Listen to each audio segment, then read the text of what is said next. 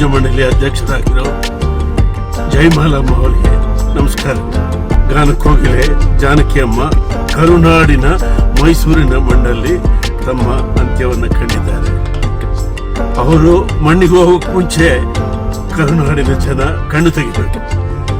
ಅವರಿಗಾಗಿ ಇಲ್ಲೊಂದು ಸ್ಮಾರಕ ಮಾಡುವ ಯೋಜನೆಯನ್ನ ನಾವು ಅವರ ಕುಟುಂಬಕ್ಕೆ ವಿನಂತಿಸಬೇಕು. ಅವರು ಒಪ್ಪಿದರೆ ಈಗಲೇ ಅದಕ್ಕೆ ಒಂದು ಸಿದ್ಧತೆ ಆಗುವ ತರ ಒಂದು ಸೂಕ್ತವಾದ ಜಾಗವನ್ನ ನಿಗದಿಪಡಿಸೋದಕ್ಕೆ ತಾವು ಸರ್ಕಾರಕ್ಕೆ ಮತ್ತು ಬಲ್ಲವರಿಗೆ ತಿಳಿಸುವ ಒಂದು ದೊಡ್ಡ ಮನಸ್ಸು ಮಾಡಬೇಕು ಅಂತ ನಾನು ಈ ಮೂಲಕ ಕೇಳ್ಕೊತಾ ಇದ್ದೀನಿ.